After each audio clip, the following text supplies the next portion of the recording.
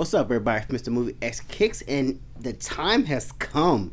It has been a short time here on YouTube for us, but I'm trying to grow, and we have come into an opportune time with it being the close of a decade. So, with that said, this is going to be my top 10 sneakers of the decade coming up right after this.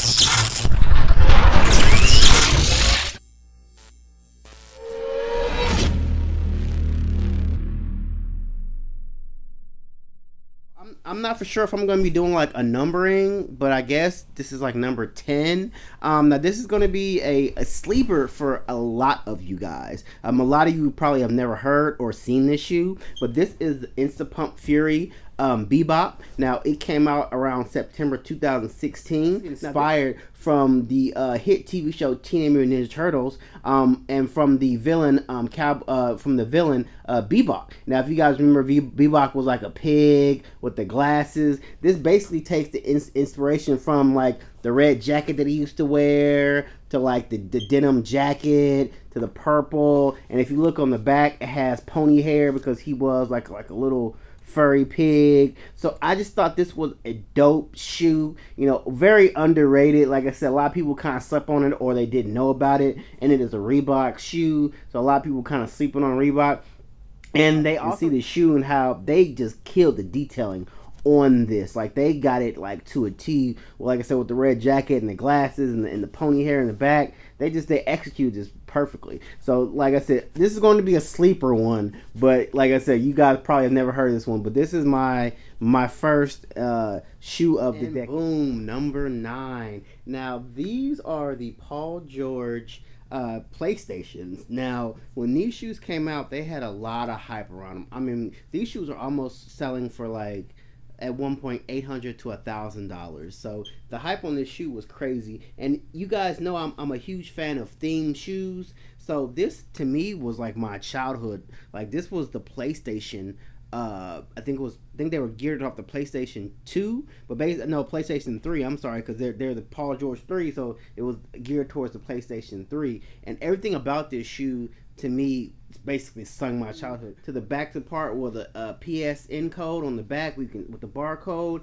Everything about this shoe is just it spilled and loved a PlayStation. So like, to me, this was one of Paul George's best shoes. I don't think he'll ever top this shoe. Now, his brand new shoes are coming out actually pretty soon. But like I said, I'm not a huge Paul George fan as far as shoes, except this one, because this one was a different kind of hype to it. And then I think the thing that really got a lot of people about this shoe is that this glows in the dark. Like the emblems, the PlayStation sign, and his logo, they both glow in the dark. This one, they're supposed to have a lithium battery in here, so it's not supposed to die for a while, but this one actually, on the right hand side, is dying out, but this one stays lit, so that sucks. But like, this lights up and they pulsate and they stay lit. I think this was just one of those shoes that came out that everyone was just so hyped. But it came out actually October 26, 2019. I thought these came out in 2018, but apparently I was wrong. And also, the friends and family pack for this was real dope. You got a huge backpack with a PlayStation with these in it, and you got like a joystick from them. So that was dope. I mean, I wish I could have got something.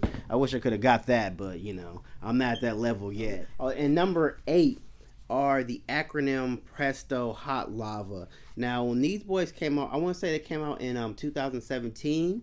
I was kind of late to the party getting these. I got these, I think like 2018, 2019. No, I got them early 2018. And these were just so hyped. Like, now acronym, and they teamed with Nike to do this. As you can see, Hansen Hugh, I think his name, he's like the main guy you'll see in the commercials. He was kind of like the big innovator for these shoes and the kind of the spokesperson for it. And they also have crazy clothes. But this is kind of, they had a couple different renditions and clothing before they started. But this was the kind of shoe that really put them on the map. They had 3 different other shoes that came out, but the pink lava one was the one that kind of like elevated them. The shoe, I think it was $250, but the hype on the shoe, it went crazy. Like, today, this shoe is still reselling for almost a brand dead stock pair. It's still selling between like $1,400 to 2,000 in some instances, but you can usually get them a little cheaper, between like seven or eight $900. But just to me, this was like one of those shoes that just, you wear it and people just automatically look down. They just love this shoe because it's just with the Volt and the hot pink. I mean, it was one of those shoes that just stuck out and that like everyone loved when it came out too. So most definitely one of the best shoes of the decade that I own. Very beginning of 2018, I remember when these came out because we had a huge snowstorm down here in Atlanta and everyone was actually waiting outside in line for these bad boys. These are the Jordan 4 Levi's. Like people will wait outside lines for these shoes, and these are still were like probably one of the most harder shoes to get that year of 2018 when these first came out. I think they came out like the early part of if I'm not mistaken, the end of January, the early part of February of 2018, and they retailed for $250. And like I said, this was an exclusive joint project with Levi, and it just, like I said, it blew. Like this, I had never seen a hyped. This was like one of my first kind of hyped items that I got, like before I became a real big sneakerhead. And the resale on these went ridiculous. They went from almost $600 to $1,200. Even like even today, still a dead stock pair of this is probably gonna cost you at least $1,000 or more. So this was easily one of the top shoes of the decade, like one of the most sought after shoes of 2018. If I'm not mistaken, these came out July of 2018.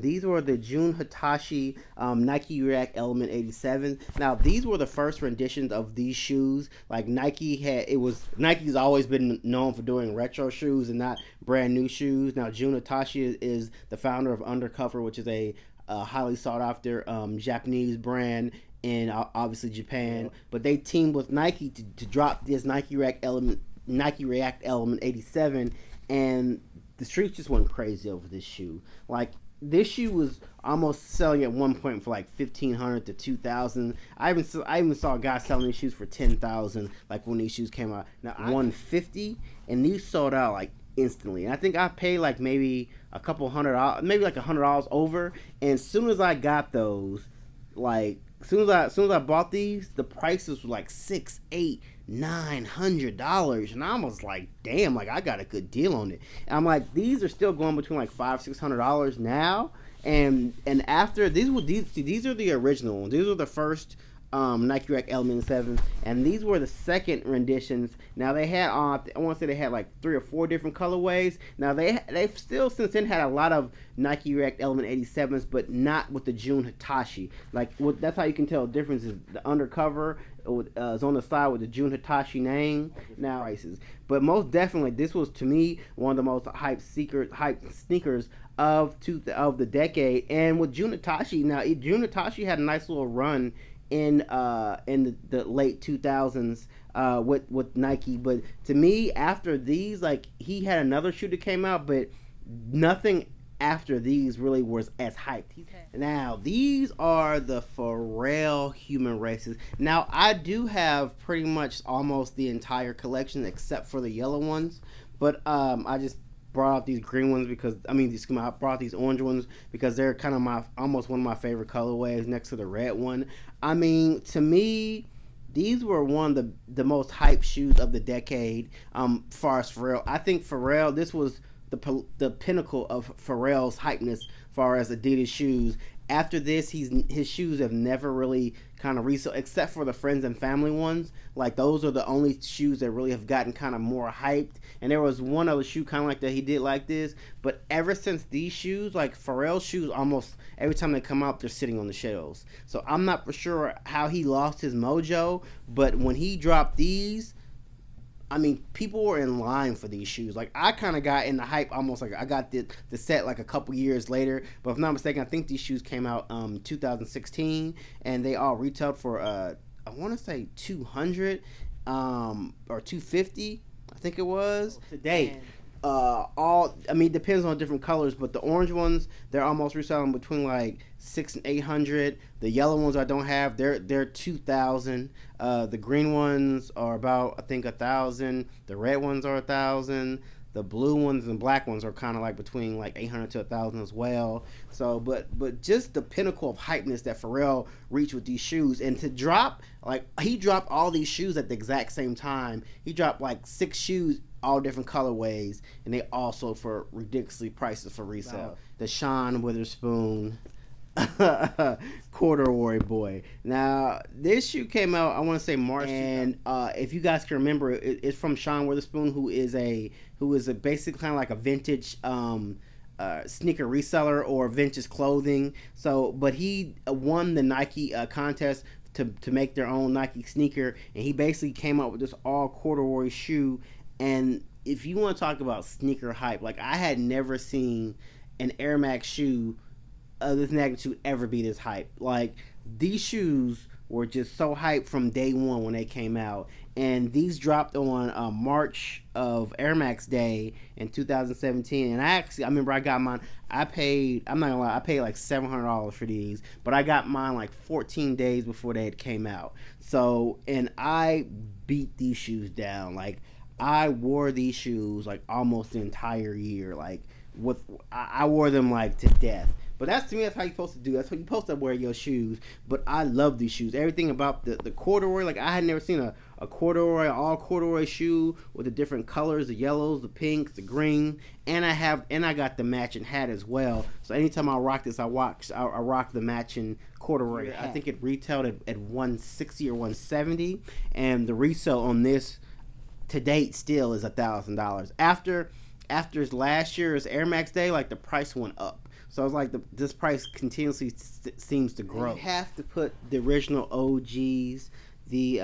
I want to say these came out in 2015. Now these were the original first Yeezy 350s. Now to me, I always loved the 350s. I do have all the other colorways of the 350s. I have the Oxfords, the Moon Rocks, and the Pirate Blacks.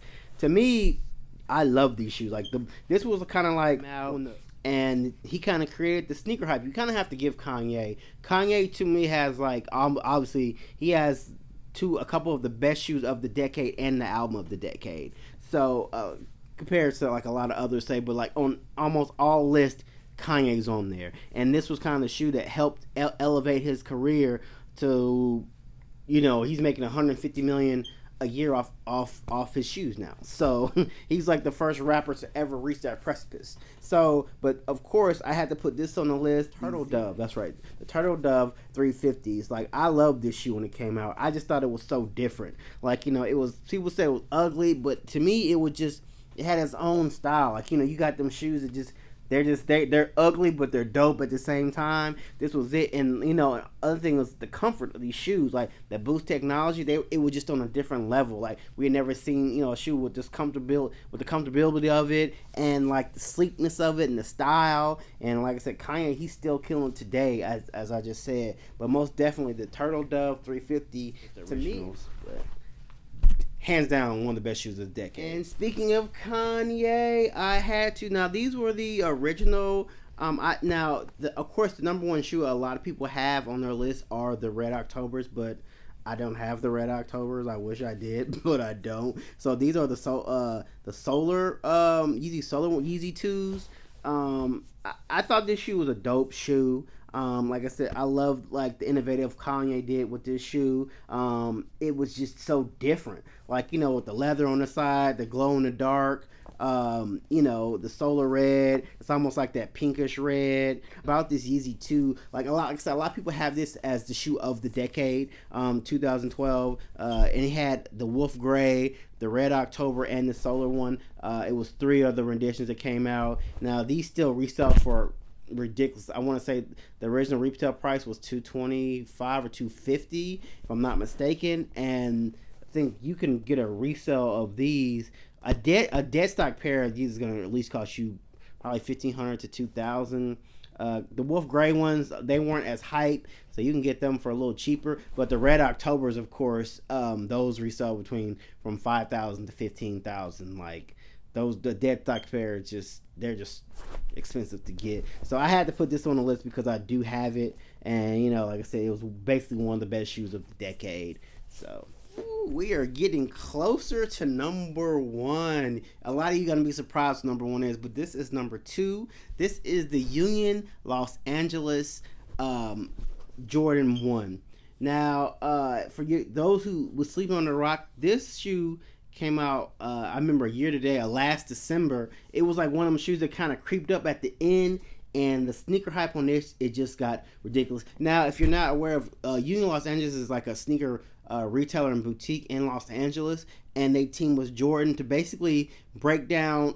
They basically what they did with the shoe that it was kind of never done before, but they almost deconstructed the shoe, kind of almost like a Virgil Abloh type style. But they basically took like two different Jordans and basically kind of glued them together, and the hype on this shoe was just ridiculous. Now they do have a blue pair. I do have the blue pair, but to me, I just love this black and red pair. To me, this, like I said, it came out of December. I want to say retail was, I want to say these were a little more because of the different materials they're using. I remember it was $190. So like most Jordan ones are like $160, between $160 and $170. But because of the different suedes and the leathers and the aging of the side that they used, to kind of give it that aging look, and like with the exposed tongue, kind of like the Virgil Abloh. Another thing about this dope shoe that a lot of people loved was the box, and like if you look at inside, it kind of had the blueprint, if you will, of how they made this shoe, and also the wrapping paper in the shoe comes out and has that whole blueprint of how they kind of constructed the shoe, which, like I said, is just a different thing that you don't get with most shoes nowadays, how they kind of constructed the shoe. The shoestrings were black, and they had a little bit of cream tip on the top. Like I said, this was just one of those just iconic shoes that just kind of came out of literally nowhere. Like I said, now these you can get a brand new pair. They almost range between like $900 to $1,400. Both pairs, the blue and the black. I think the blue is a little less sought after, but a lot of people kind of like this colorway a lot more. So now let's go get to that number one shoe. Before I get to my number one, these are going to be some honorable mentions, like shoes that really didn't make the list, but I still think that's dope and a lot of people should see. The first one is going to be, now these were some Japan exclusives. These were the Air Max 95s. Mount Fuji, from the Mount Fuji of Japan. But I love everything about these shoes. I love the color, and like on the bottom was kind of have that icy blue, like like from the blue of the mountain and with the ice. I just thought this was just a dope shoe, and obviously it was a Japan exclusive, so you could only have gotten these in Japan. These were just a dope shoe with the Just Do It going around the whole shoe. Like it just stuck out as a great shoe that you could like. That kind of like an honorable mention I want to throw out there. And last but not least, I've only worn these like once. These are the Saucony's ramen noodles, and I just love how the packaging. This is the reason why I got the shoes, because of the packaging. Like, look at that. That's so crazy. You can see in the shoe, like I said, I've only worn these one time, and that's crazy. But if you can kind of see, they have the ramen noodles in the back and on the sides in here. Like I said, I just thought this was a creative shoe, and on the sole of the shoe, it has like ramen noodles, like it's in the packaging. Without further ado, let's reveal those number ones. I think to me is these Prestos. This Presto, to me, I've been wearing this shoe like it's brand new, and like I've been really wearing the hell out of it the past month or two, and it sat on my shelf for a while when I wore it every now and then, but now I just been killing it. And I lose my shoestrings, but I just keep the green and the orange in there. But I think everything about the shoe is dope. The shoe is extra comfortable. The way he remixed it with the extended, it's kind of like with that different sponge on there, the tab on the side, and the Nike check going across, and of course with the red tab, and also like kind of with this cream sole. Like, this shoe just sticks out. Like, anytime I wear it, people are just like, damn, those are like my favorite of the 10. And to me, like, it's just kind of like such a bulky and eye catcher of a shoe. Like, you kind of have to put it number one. Now, like, I think these were, I think they retailed for 200 if I'm not mistaken. But the resale on these now is almost $2,000 for like a dead stock pair. I mean, you can get them a little cheaper on eBay, but almost 1,500 to 2,000 just for these bad boys. It just everything about them was just you can let that hang on the air on the side, but I usually don't. So, but that was my list of the decade. It's gonna take me a while to get all this stuff together and edit it, but drop me some comments, guys. Let me know what were your favorite shoes of the decade that you saw on this list or that weren't on this list. Tell me what I left out. You know, like I said, the shoes I left out are obviously the shoes that I couldn't afford to buy, I couldn't get at the time. But you know, this is what I got. So drop me some comments. Tell me what your favorite shoes of the decade were. And as always, Mr. Movie X6 is out. Or how you guys.